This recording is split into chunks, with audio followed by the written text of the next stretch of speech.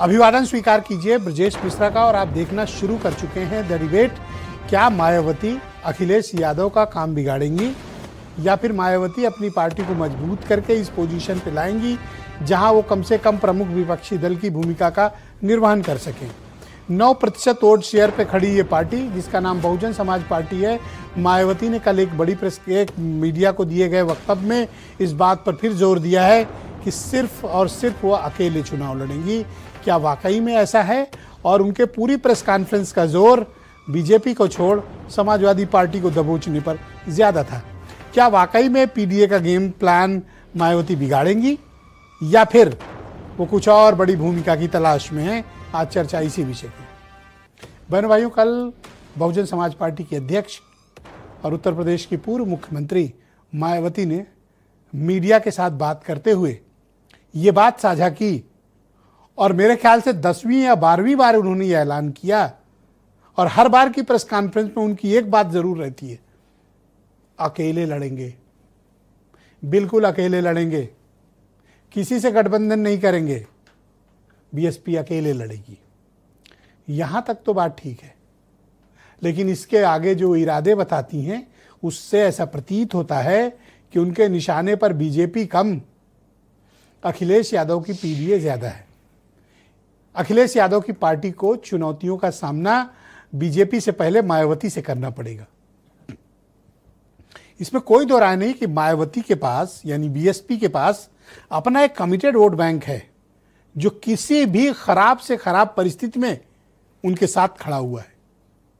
Last parliamentary election को अगर हम एक टेस्ट के तौर पर देखें तो बहुजन समाज पार्टी के पास 9.5% यानी मोटे मोटे 9% का वोट शेयर उत्तर प्रदेश में रहा है। 9% वोट उत्तर प्रदेश में अपनी कहानी भले न बना पाए लेकिन दूसरे की कहानी को बिगाड़ने के लिए सक्षम है, बशर्ते अगर टारगेट करके किन्हीं सीटों को चयन किया गया तो ये 9% वोट चमत्कार भी कर सकते हैं और उत्तर प्रदेश में चमत्कार को हमेशा से नमस्कार किया गया है। तो अभी हाल फिलहाल एक बड़ा विवाद मायावती के साथ जुड़ा कि राजधानी दिल्ली में लुटियंस जोन्स में मायावती को बेहतर गुणवत्ता वाला टाइप 8 बंगला अलॉट किया गया। टाइप 8 अपनी श्रेणी का सबसे बड़े और सर्वश्रेष्ठ बंगले लुटियंस जोन्स में हैं। 3-4-5 एकड़ के ये होते हैं। टाइप 8 का मतलब 8 बेडरूम वाले। अब उसमें हॉल भी होते हैं, ड्राइंग हॉल भी होते हैं, बड़े अजीब, बहुत ही शानदार होते हैं, हम आप सोच भी नहीं सकते। तो वो अलॉट हुआ तो चंद्रशेखर की पार्टी और दूसरे दलित नेताओं ने इसको मुद्दा बना लिया कि ऐसी कौन सी मेहरबानियां हैं जो मायावती पर हो रही। उनकी सुरक्षा और सुरक्षा के स्तर पर भी सवाल उठते हैं और ये बार बार कहा जाता है कि बीजेपी से उनके साथ उनकी कोई अंडरस्टैंडिंग है। तो गाहे बगाहे जो भी शेड्यूल्ड कास्ट कम्युनिटी के दूसरी पार्टियों में लीडर हैं वो मायावती को निशाना बनाते हैं और बार बार कहते हैं कि बीजेपी के साथ आंतरिक कोई सांठगांठ है।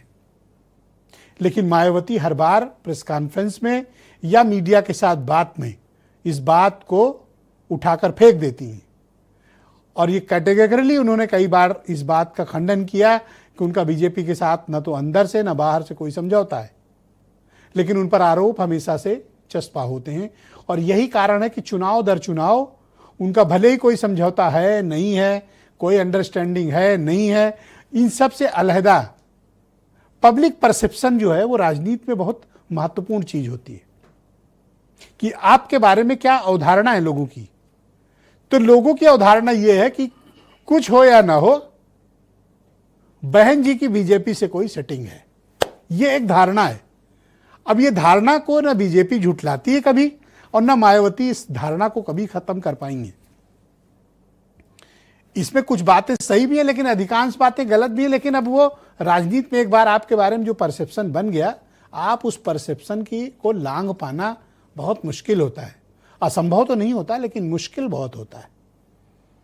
इन मुश्किलों के बीच जब वो अपनी प्रेस कॉन्फ्रेंस में हर बार समाजवादी पार्टी को, हर बार पीडीए को और हर बार विपक्ष के अलायंस को निशाना बनाती हैं तो उनके आलोचकों को इस बात को कहने पर बड़ा बल मिलता है और उनके आलोचकों को एविडेंस देने में भी आसानी होती है कि देखो देखो देखो बीजेपी से कुछ मिली भगत है। अगर यही क्रम बना रहा तो विधानसभा के चुनाव में अभूतपूर्व नुकसान बीएसपी का हो सकता है, बशर्ते वो किसी के साथ गठबंधन ना करें जैसा कि वो कहती हैं। तो उत्तर प्रदेश में अब हम जब चुनाव की तरफ बड़ी तेजी से बढ़ रहे हैं तो बीएसपी की भूमिका से भी कोई इनकार नहीं कर सकता।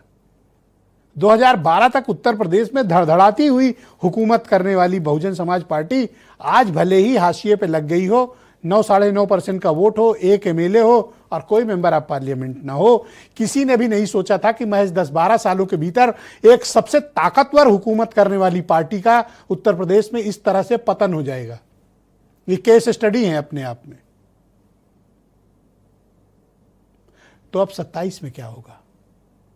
बहनों भाइयों, जिस तरह का माहौल बन रहा है, ऐसा लगता है कि जैसे 2024 में आमने सामने मुकाबला हुआ था, इस बार भी आमने सामने का माहौल बन रहा है। तो फिर मायावती क्या करेंगी?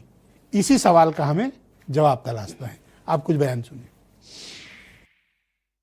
बहुजन समाज और समाजवादी पार्टी का बहुत पुराना गहरा रिश्ता रहा है और एक समय पर बाबा साहब भीमराव अम्बेडकर जी और डॉक्टर राम लोहिया मिलकर के काम करना चाहते थे। नेताजी ने भी मिलकर के माननीय काशीराम जी के साथ काम किया। हमारी पार्टी की कोशिश होगी कि बहुजन समाज, पीडीएस समाज और जो पीड़ित है, दुखी है, जो अपमानित हो रहा है, उन सबको साथ ला करके इस भारतीय जनता पार्टी को हटाए।